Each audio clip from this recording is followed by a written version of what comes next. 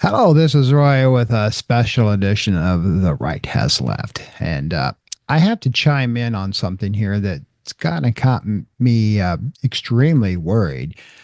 And that's this guy, Stephen Miller, who Trump wants to nominate to replace Mike Walz as National Security Advisor.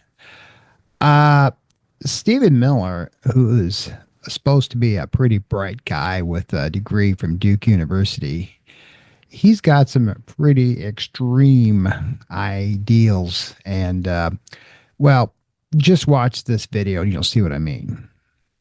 Children will be taught to love America. Children will be taught to be patriots. Children will be taught civic values for schools that want federal taxpayer funding.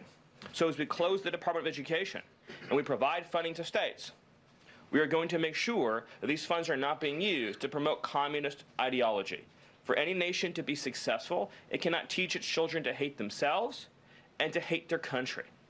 So these are a few of the areas in which President Trump has fought the cancerous, communist, woke culture that was destroying this country, where we were led to believe that men were women, that women were men, that racial discrimination was good, that merit was bad, and that safety and physical security mattered less than the feelings of liberal ideologues. Well, first of all, Mr. Miller, DEI stands for Diversity, Equity, and Inclusion. And it's basically a framework for organizations to use or treatment for full participation for all people. I don't know where you're getting communism out of this, and especially in our school system.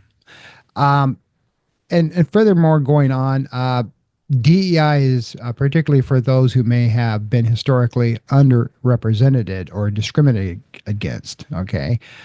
And DEI and woke is two separate things.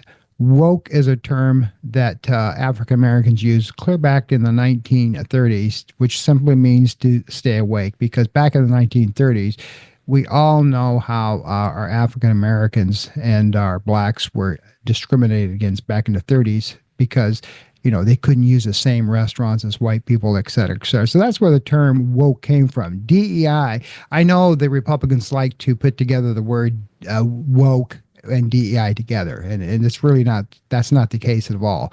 But a lot of people, of course, don't use critical thinking skills.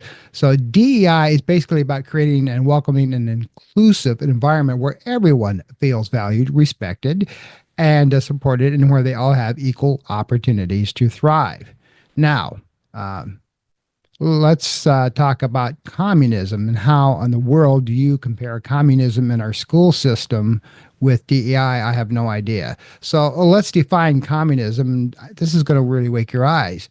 Communism, and you can look this up for the definition, is a party rule which has an authoritarian or totalitarian society for suppressing and killing political dissidents and social classes, so-called enemies of the people, religious persecution, ethnic cleansing, forced collectivism, and use of forced labor in concentration camps.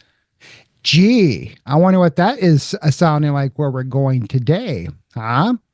So, Mr. Stephen Miller, if you think that communism is being created in our nation's school systems and that children are being taught to hate themselves when DEI does just the opposite, I don't know where you got your degree from Duke University, but I think that you need to reread your civics class or maybe perhaps go back to school, because I've had my kids and my grandkids through our school systems, and no way, shape, or form were they being taught to hate themselves or were they being taught communism.